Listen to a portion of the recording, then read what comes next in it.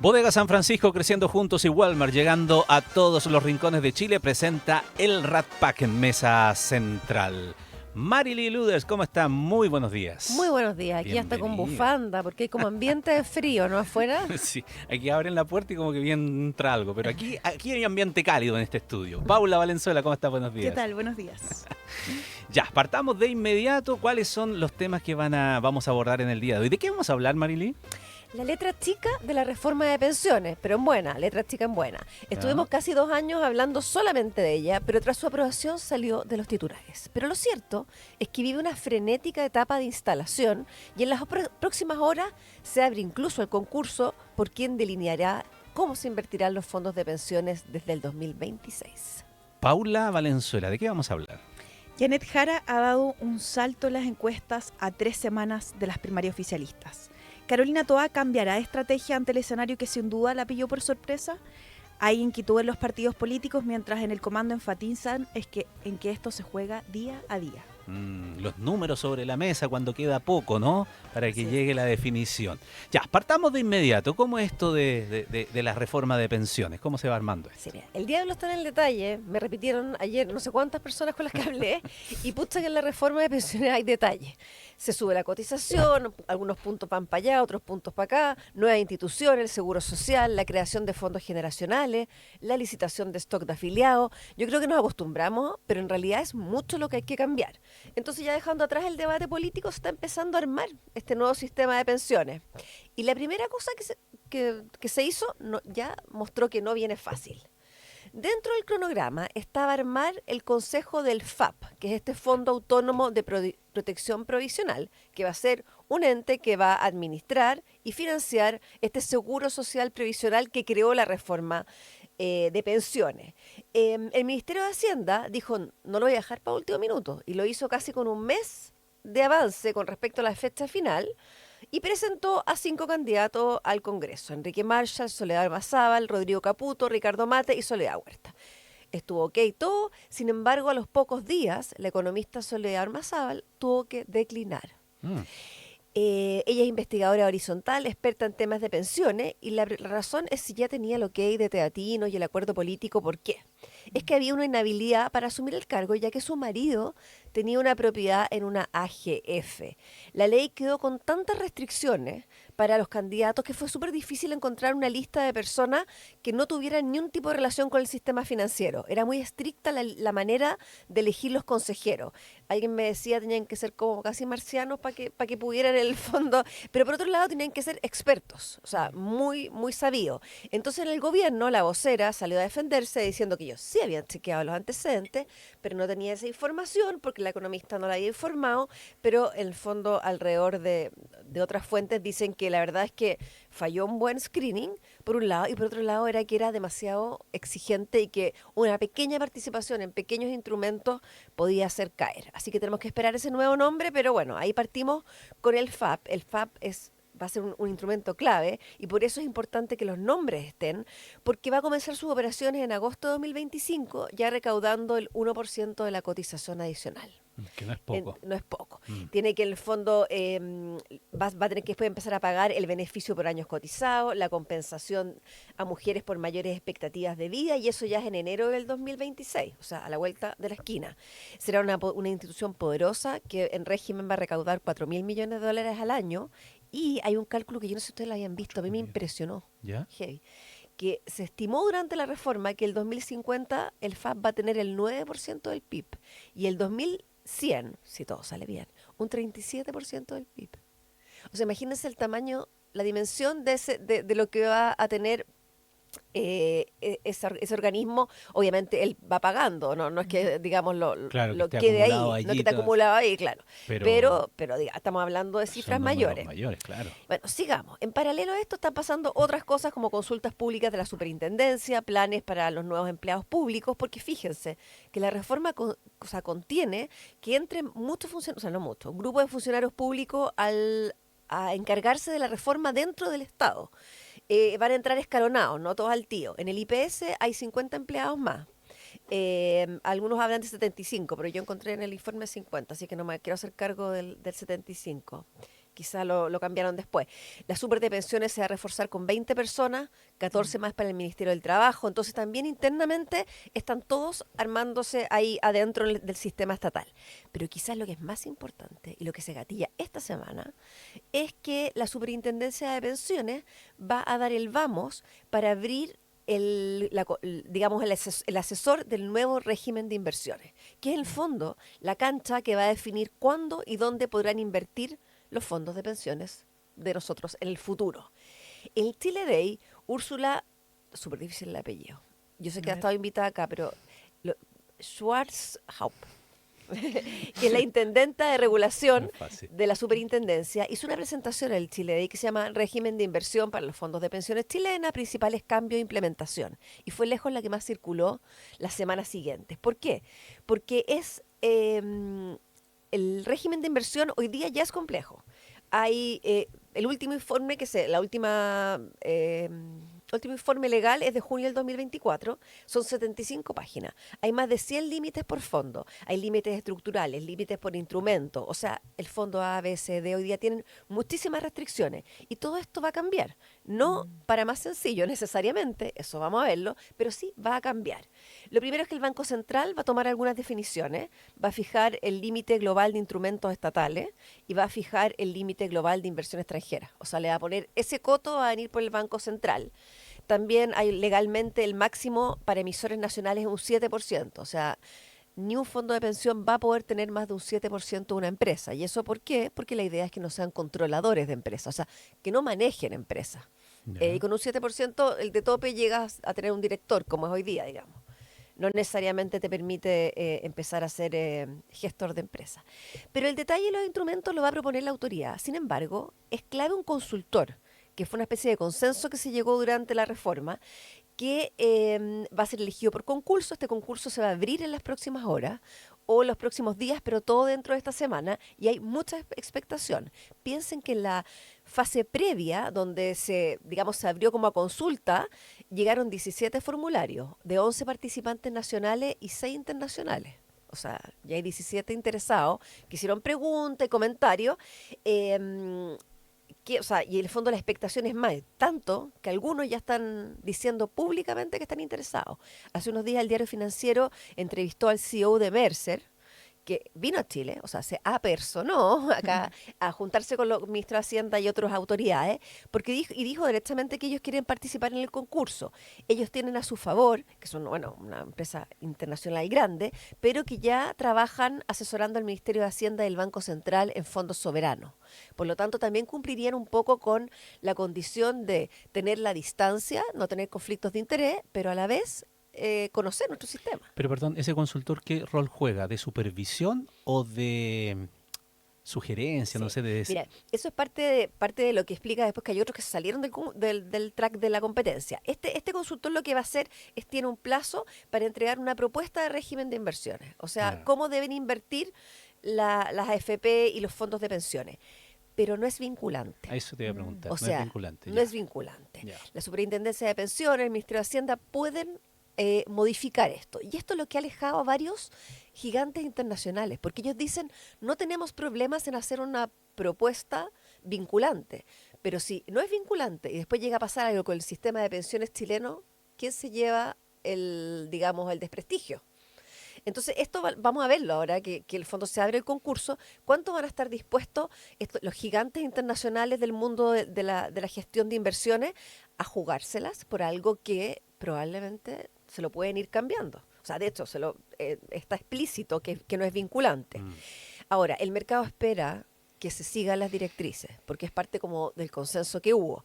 Va a haber una licitación abierta 30 días. En agosto ya debería estar empezando a trabajarse en este diseño. Se va a presentar al mercado en septiembre del 2026, porque esto es una cosa bien compleja. Y en abril de 2027 ya empiezan los fondos generacionales. Y en el minuto que empiezan los fondos generacionales, entra en vigencia este nuevo régimen de inversión. Entonces, el fondo todo se va a gatillar fuerte en un año y algo más. Sin embargo, ya en 2026 hay que tener todo listo para que pueda entrar el corazón de la reforma a funcionar.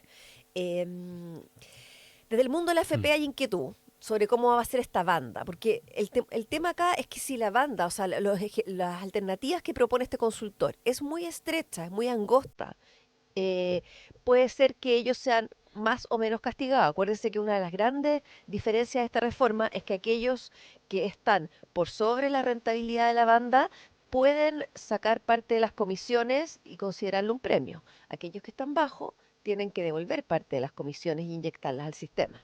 Entonces, ¿cómo queda esta banda para la industria es súper importante? Pero además hay otro tema más, que hasta ahora se ponían límites, pero cada uno jugaba dentro de esos límites. Hay temor porque políticamente es mucho más atractivo poner instrumentos de menos riesgo que suelen tener menos retorno.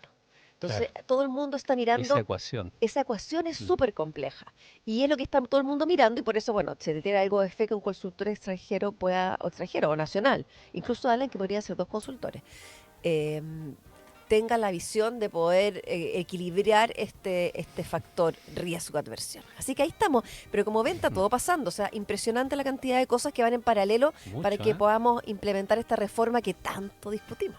Claro. Uno cree que lista, hecha la ley, Claro. está listo, ya estamos ok. No, en este caso, lejos de eso. Que esto además en la parte técnica es fundamental porque justamente aquí se pone en prueba toda la idea y la reforma, por decirlo de alguna manera, ¿no? Y en la práctica ver cómo se invierte y qué rentabilidad puede tener No, este organismo. las personas que han estado metidas dicen que en el fondo, en esta etapa, si tú haces perillaje malo, cuando las personas que hoy día se están empezando a cotizar, van a tener un tremendo efecto. Claro. Entonces el perillaje es complejo. Hay muchos ojos mirando. Tema muy importante, que puede ser muy técnico, ¿no? Pero que nos va a afectar a todos. Una decisión que sea... Ah, me quedó tan técnico, yo que hice un esfuerzo. Para No, que no, me no, no. No, quedó perfectamente, si lo bajaste muy bien. Gracias. Pero, claro, ahí en el andamiaje, en la cosa fina, claro, es una cosa bien técnica. Ya. ¿Cómo están viendo las encuestas en el comando de Carolina Toá, querida Paula Valenzuela? Empecemos con lo que cambió todo el panorama, la encuesta Academ del domingo que sorprendió a las derechas y al oficialismo. ¿Ya? Por primera vez ese sondeo marcó un cambio en los liderazgos de preferencias presidenciales. José Antonio Cast superó a Matei, a Evelyn Matei, y Janet Jara, a la candidata comunista, sobrepasó a Carolina Toá, representante del socialismo democrático. Y si hace semanas hablábamos en este Rat Pack sobre la estrategia de Matei, ¿se acuerdan?, para evitar ser alcanzada por el republicano. Hoy la atención se concentra más bien en la primaria oficialista. ¿Por qué? Bueno, porque solo quedan 19 días para esa contienda y Toá ya no es necesariamente la más competitiva en estos sondeos. Paula, ¿hasta cuándo pueden hacer Ya no se puede. campaña? Ah, ¿campaña? Sí. Hasta los Una- dos un- días sí, antes. ¿Dos días antes? Sí, Ah, ya, sí. todavía queda un poquito. Hasta el Pensé que me iba a preguntar sí. por la vía de la encuesta. Ah, no. Sí, esos 15 días. Sí. No. Los precandidatos, bueno, además de Toá y Jara, el Frente Amplista Gonzalo Vinter y Jaime Mulet de la Federación Regionalista Verde Social, se han enfrentado hasta ahora en unos 3 debates, pero sin duda los cruces más tensos han sido entre Jara y Toá. El más duro quizás fue el de la semana pasada por seguridad. Jara criticó los avances en seguridad y Toá, quien estuvo a cargo de ese tema como ministra del Interior de este gobierno, dijo que hacer eso era desleal y era caer en la trampa de la derecha. Entre medio de esa polémica, que se extendió por varios días, apareció Óscar Landerreche, el economista socialista, quien señaló que le sería muy difícil apoyar a Jara o a Vinter si alguno resultara ganador en la primaria. Luego criticó al Frente Amplio y en Radio Infinita dijo: quiero ver si no convierten el país en un maldito infierno, esto en caso de que nuevamente se conviertan en oposición. Después, el fin de semana aparecieron en las sedes de los partidos del socialismo democrático unos papeles en las murallas, sin autor aparente, que decía: las caras del pasado no resolverán los problemas que dejaron. Esa frase era acompañada por rostros de la concertación como Soledad Alvear, Ricardo Lagos, Sergio Vitar, Jorge Burgos, Paulina Bodanovich e incluso la propia Toá. La polémica surgió porque cerca de ese flyer había una propaganda de Gonzalo Vinter que hablaba del futuro, entonces estaban las dos superpuestas y era, al menos decían en el socialismo democrático, sospechoso. Hubo varios emplazamientos ayer lunes durante la jornada del socialismo democrático al Frente Amplio y la jefa de campaña de Vinter, la diputada Gael Yomas, salió a aclarar por su cuenta de X que esta ficha no era su iniciativa y que no compartían el mensaje. Ah, En fin, con todas esas controversias sobre la mesa, la jornada de este lunes claramente no estuvo nada fácil para el oficialismo. Entre todas las reuniones que hay en esa jornada, ya con la encuesta CADEM dejando a Jara con un punto más que Toa, 8 versus 7%, empezaron a aparecer las primeras voces de presión hacia el comando de Toa. El primero fue Juan Luis Castro, senador socialista, quien dijo que se necesita un nuevo impulso, una nueva dinámica urgente a la campaña. La CADEM no había sido el único sondeo que había removido el tablero, porque Criteria también había mostrado el domingo en Mesa Central que a menos participación en la primaria, las probabilidades de triunfo para Jara aumentan. Y a más participación, Toa tiene más opciones de ser vencedora. Y esto no es algo irrelevante, porque la participación es un tema que preocupa a los comandos por estos días, porque creen que el ambiente no ha aprendido tanto, que no hay mucho interés ciudadano, sobre todo porque se trata de una elección voluntaria. En algún momento dijeron que 2 millones de votantes, por ejemplo, sería como lo ideal, pero a la luz de lo que están viendo, 2 millones, ¿es posible o están...? Mira, me das en el clavo, porque ayer conversé con Pepe Out, quien ¿Ya? asegura que no habrá menos de 2 millones de personas que participan. ¿Y por qué lo creen? ¿En base a qué hace esa proyección? Bueno, primero porque dice que cuando votaban en la presidencial alrededor de 7 millones de votantes, cuando eran voluntarias, ahora van a Ya. ser obligatorias, las primarias legales del 2021, en la que solo participó el Frente Amplio y el PC, acudieron alrededor de 1.700.000 personas. Ya. Ahora, se asume que con más partidos, que hay entre 7 o 8, obviamente ese número pueda crecer. Sobre todo si ahora están votando un universo de 12 millones de personas, considerando que en 2022, que fue obligatorio, el plebiscito de salida de la Convención Constitucional, votaron ese número aproximadamente. Es decir, Pepe Out dice que si se considera que votaran unos 2 millones de personas, bueno, eso solo representa un sexto del padrón, algo no muy difícil de conseguir. Ya. Además, me dice un dato que encontré crucial, que siempre las primarias han superado las expectativas de votos. Por ejemplo, en 2017, cuando parecía muy obvio que iba a ganar Sebastián Piñera, ellos decían que iban a votar máximo 1 millón de personas. Bueno, terminaron votando 1.400.000 aproximadamente. Ahora, ese número de los 2 millones estaba basado en alguna votación anterior, ¿o no? La cantidad de votos de... Lo que decía de que el PC y el Frente Amplio en el 2021 con Claro. el Jadwe y Boric lograron 1.700.000 Ya, aproximadamente. entonces el 2 sería... Y ahora son Claro. más del doble de los partidos, que deberían convocar al menos ese número. Es bien interesante eso, sí, en todo caso, porque después cuando uno hace la bajada del número y busca unas especificaciones más, otros podrían decir es que ese número en realidad no representaba justamente a esos dos partidos, esas dos sensibilidades, Claro. porque se metió mucha gente a votar precisamente porque le interesaba, en ese caso, qué sé yo, votar por Boric para que no saliera Jadwe. Claro. Y entonces Está llegó dándose debate. un mundo que no necesariamente iba a votar, Claro. pero ahora entonces hay más partidos. Entonces, bueno, las realidades son distintas, pero vamos a ver. Sí. Pues. Vamos a ver, quedan pocos días. Ahora, metiéndonos un poco a las críticas de Landerreche, que removieron harto en el PS al menos, decían que eso igual pudo ayudar a reactivar estas bases que están un poco dormidas en voz en off de los propios dirigentes partidarios. O sea, ellos reconocen que las bases están dormidas. Entonces, este ánimo que generó esta polémica puede levantar más interés. Pero los más críticos de las palabras de Landerreche sostienen que no se puede maltratar al 30% fiel del presidente Boric, menos cuando se trata de unas primarias que son de nicho y voluntarias. Y por cierto, dicen, no puede ser que se ponga en el escenario de que Toa va a perder. Eso podría, dicen, demostrar que la campaña quizás está deteriorada. Lo preguntan. Ahora, la propia Toa tuvo que salir a recalcar que el apoyo a otras candidaturas no está en discusión. Hasta Pía Mundaca, que es la jefa de campaña, aclaró que si bien agradecen el apoyo del economista, no es parte de la campaña. De hecho, me dicen que ni siquiera ha ido alguna vez al comando. Ah, ya.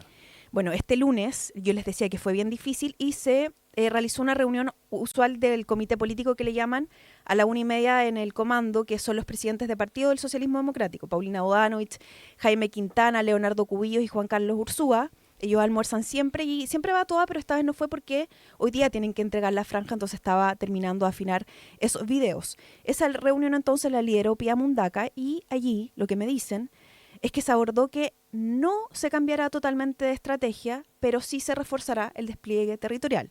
De hecho, ahí se informó de la incorporación del jefe del gabinete del alcalde Claudio Castro, Paul Guzmán, a quien le atribuyen una vasta experiencia en campañas. Y esta semana se buscará reforzar un mensaje con el que ya empezaron ayer a repetir varios. Carolina Toá es la única carta competitiva ante la derecha de cara al 16 de noviembre. Ayer Vlado Mirosevic fue bien directo, digamos, y dijo, si gana Jara, olvidémonos de ganar el gobierno, así de simple. Un dato, tanto en el comando de Matei como en el de Toá dicen que serían hasta ahora las únicas invitadas a ICARE mañana, miércoles, y el jueves a un debate liderado por la Cámara Nacional de Comercio sobre el crimen organizado, instancias que podrían ayudar, obviamente, a construir ese relato. Bueno, Paulina Bodanovich ayer adelantó por la mañana que plantearía en esa reunión tener una diferenciación más explícita del Frente Amplio del PC. De hecho, en la mañana en Radio Universo había acusado a esos partidos de tener un doble discurso, que fue bien polémico, lo comentaban esta mañana, Ramón. Y más tarde volvió a recalcar que una parte del Frente Amplio hoy sigue defendiendo la violencia del estallido. Y enrostró que esos sectores obviamente no votaron alineados en proyectos de seguridad. Ahora en el PS me decían que le temen más a Vinter que a Jara, fíjense, aunque esté fuera del cuadro de las encuestas, porque dicen que han mostrado tener orden para movilizar al votante joven, sobre todo en escenarios adversos. Ahora, en el mismo socialismo democrático reconocen que Jara en este momento está liderando el sector de jóvenes. Por decirle unos números, en Pulso Ciudadano, Jara en el segmento 18 a 30 años tiene un respaldo de 11,2%, mientras que el fuerte de todas está en el bloque entre 51 y 80 años. Allí ya tiene un 8,7%. Ahora en el socialismo democrático también reconocen que hay al menos inquietud porque dicen que el respaldo a Jara no es solo cosa de encuestas, sino que también se siente en la calle, fíjense. Admiten además que los números los tomaron por sorpresa, por lo mismo los partidos, dicen, han pedido a sus bases activarse. En el comando de Toá, en tanto, dicen que nunca han sentido que la primaria está ganada, así que esto se juega día a día. Hay que apretar los dientes y perseverar en el trabajo, dijo ayer el senador Insulza, que me pareció algo muy simbólico de lo que ocurrió ayer. Y muy cortito para terminar, ¿qué dicen desde el comando de Jara? Por supuesto que ayer había buenas caras, decían que esto es una buena motivación para ver la posibilidad de triunfo, sobre todo con esta idea que dicen de un sector de la izquierda de anticomunismo, ¿no? La propia Jara en los debates ha dicho que no le gustó que al PC lo marginaran en la época de la Concertación. Bueno, dicen que ha construido súper bien la biografía de ella, de su origen popular, su trayectoria política y que el carisma, la simpatía les ha sacado ahí quizás esa ventaja. De hecho, ayer en el Congreso comentaban harto que, no sé si vieron que el fin de semana todas estuvo en La Divina Comida. Ahí decían... ¿Estuvo en La Divina Comida? La ganó, de hecho. La La ganó. Y decían, ella preparó un plato demasiado pituco, como una sopa mexicana de entrada con palta. Decían, bueno, no puede ser tan pituca a comparación de la simpatía, carisma y este origen. Ya, pero de ganó. Jara. Ganó, porque parece que estuvo muy rica la comida. Sí, en el debate sí. de la tercera con Duna.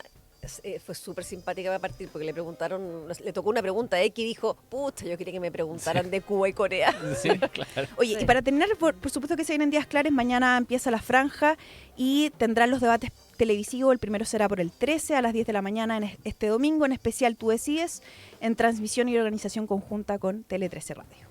Así es, claro que sí. Rápidamente, aquí hay que estar atentos en estas horas. De todas Marilyn. maneras, mirando a Londres, donde representantes del gobierno chino y representantes del gobierno de Estados Unidos están tratando de llegar a ciertos acuerdos. Los acuerdos empezaron ayer, o sea, las negociaciones ayer, y se prolongan durante el día de hoy. Hay que ver ahí que si sale humo blanco o algún tipo de acuerdo. Ya. ¿Y Paula, que hay que estar atento? Esta tarde a las 19 horas, Pablo Basadre, el periodista de La Segunda, que golpeó con la denuncia de violación contra Manuel Monsalve, lanza oficialmente su libro sobre la historia de la caída del subsecretario del Interior. Ayer, Ramón, tú hablabas con él y contaba de el gran trabajo periodístico que fue, habló con más de 50 personas, así que por supuesto que está imperdible. Imperdible, como nuestro Rat Pack de todos los días, que Bodega San Francisco, creciendo juntos, y Walmart, llegando a todos los rincones de Chile, presenta cada día. Marilyn y Paula, que tengan una excelente jornada. Un muy buen día a todos. Muy buen día.